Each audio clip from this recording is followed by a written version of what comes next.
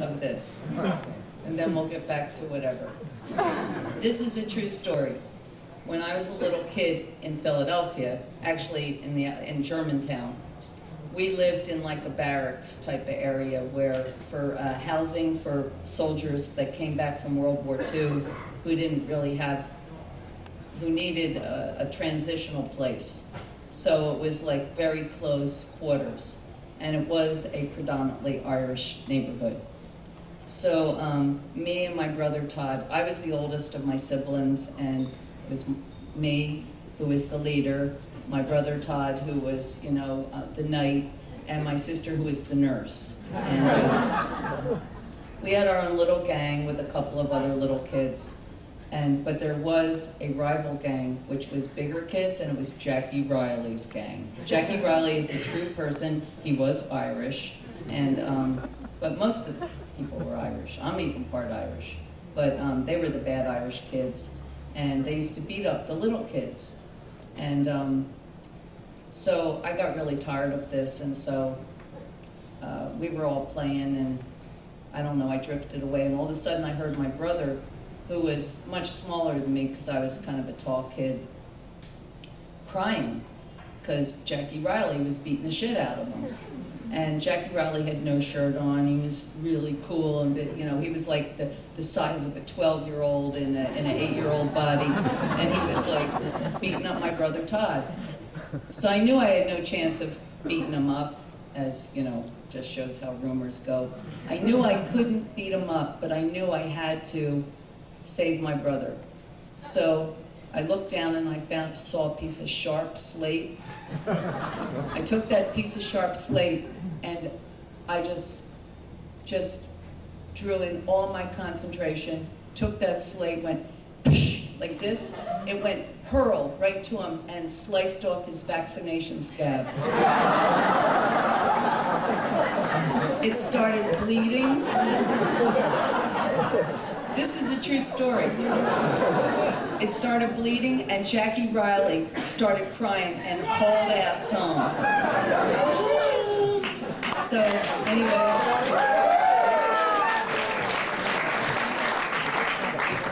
I saved my brother, and this became large in my young legend. And there's a really touching postscript to this story. My brother passed away, and in his computer, he always told me, he said, I wrote a novel, one day you'll see it. And he used to tell me, how's your novel going? Oh, it's going good, it's going great. You know, it's all about our life when we were kids. It's going to be great, you're going to love it. And I was always really excited about this. So when he died, we went into his computer, and I really wanted to read it. So someone printed it out for me. But it was only a page and a half. But what it was just a page and a half, and it was that story. And what he said was, I was the knight in King Patti's army. So.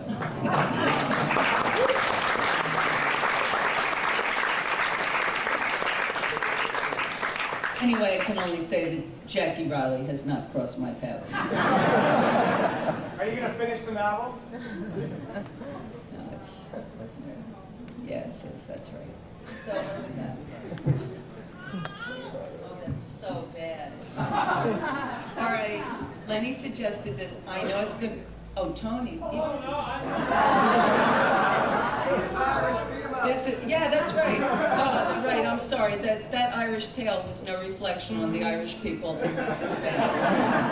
I mean, I'm part Irish myself. And he has no resemblance to Jackie Reilly. That's for sure. So, yeah, well, I can't believe we're going to attempt this song. Well, it's too late now. We've already crossed the line into reality.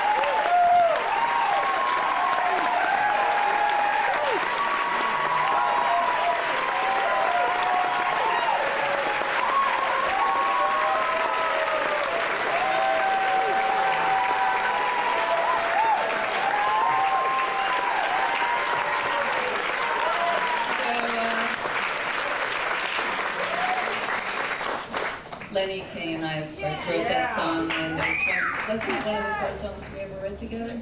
Yeah, so, and very, very proud to still be able to continue writing songs with Lenny. And,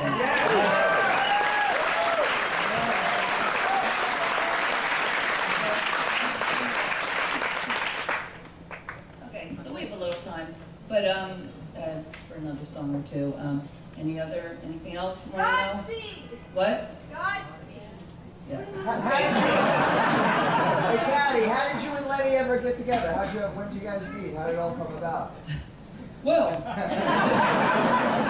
well, there's a couple of ways it came about. One was Lenny, I used to like to read, rock writing was starting to develop into a very interesting art form, of which is now in demise, but, and I used to really like to read Sandy Perlman's writing and Richard Meltzer's, and Lenny, which I didn't know Lenny then, but he wrote the most elegant piece of writing about a cappella music I'd ever read, and I wanted to find out who wrote this and, write him a fan letter or thank him, so I called him and told him how nice it was, and then he said, oh, well, you should stop by where I work at Bleecker Bob's. He was a record clerk there selling records. And I went and met him, and we liked each other, and we'd hang out and stuff. And then I had to do a poetry reading at St. Mark's Church, and it was my first poetry reading, and I wanted to do something special. I didn't want to just do a boring poetry reading, because I knew if I did a boring poetry reading that Gregory Corso would just heckle me the whole time, so had to do something more high energy. And at the time I was talking to my good friend Sam Shepard about this, and he said, well, why don't you have some, do some guitar or something with the poems? And I thought, well, he said, anybody who plays electric guitar? And I remembered Lenny did. I said, well, I'll ask him.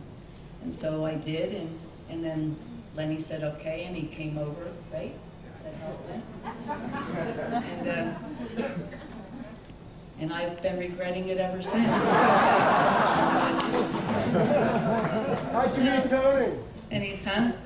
How'd you meet Tony? That was just...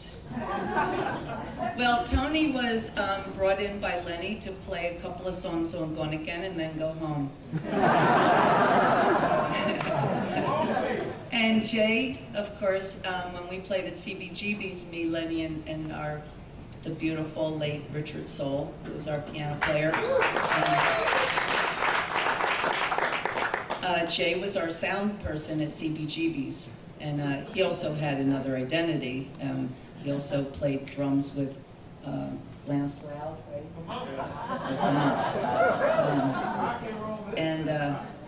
So Jay did our sound, and I think he also pilfered stereo speakers from various places so that we would have, something to hear out of. And then as we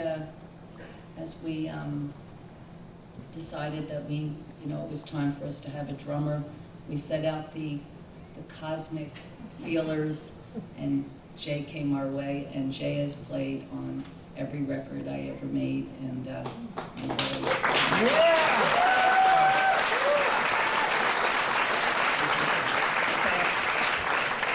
fact, when Fred and I did Dream of Life in the 80s, Fred thought he might steal Jay from me.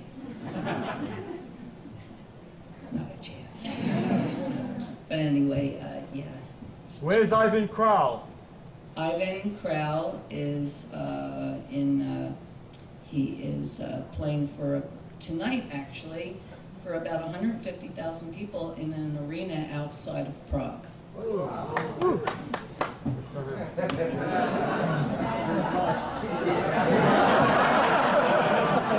Dream of life, huh?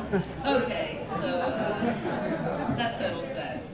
So anyway, I guess we'll be wrapping this up, and then there'll be another aspect of this evening, and I hope that if you get the record that you really like it, and we spent a lot of time working on it and trying to make it good, and also the land and my generation is way longer than the originals and way worse. So, so I know you'll like it. So, all right. So we'll do one more little song from the yeah, right.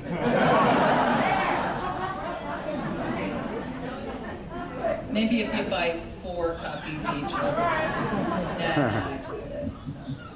So we'll do one more song from the exciting Legacy Packaging, and actually I'm very proud to be part of Legacy, and it's actually, life is really great.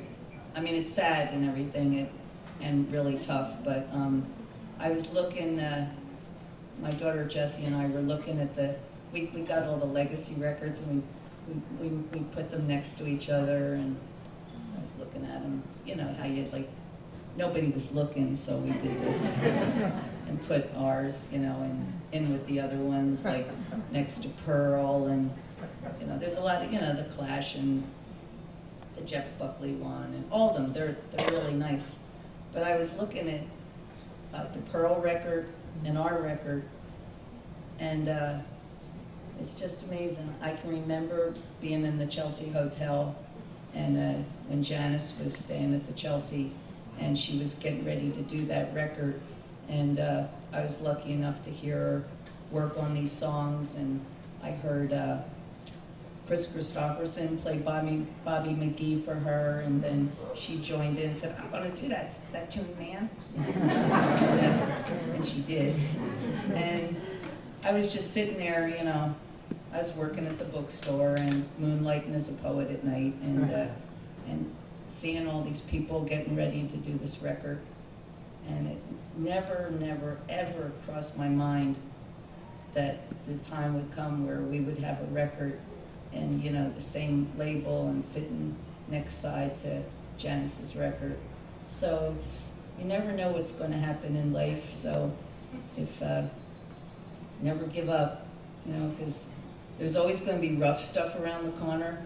I can guarantee that, because I've been around long enough to tell you that life is going to give you a lot of rough things. You're going to suffer loss and illness and sorrow, and things are going to get fucked up. But also, many beautiful things will happen, like exciting things, and see great things. And you just have to let yourself be open for everything. Because if you're not open to the bad stuff, you're not going to notice the good stuff.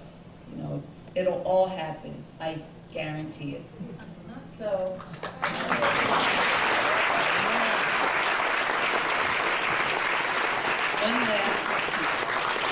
One last little tune, 3 chords merged with the power of the word.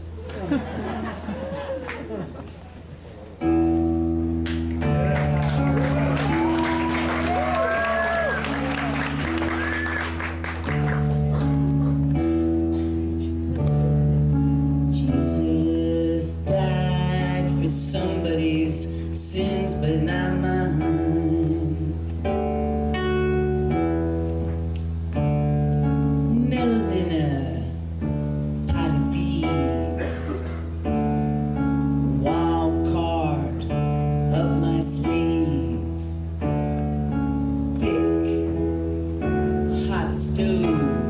My sins, my own, they belong to me.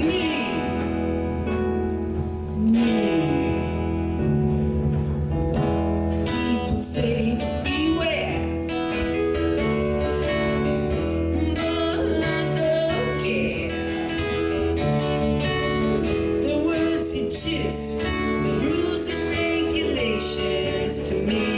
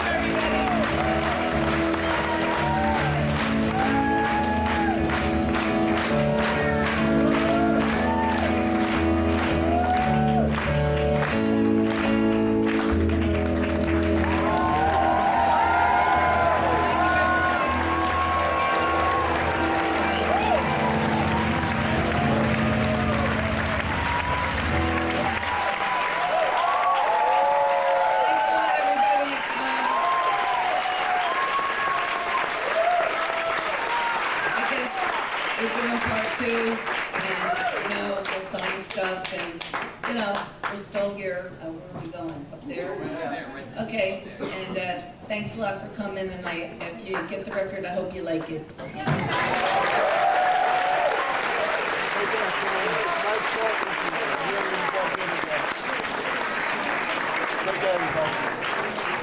You guys make some noise for Patti Smith. Come on, let everybody.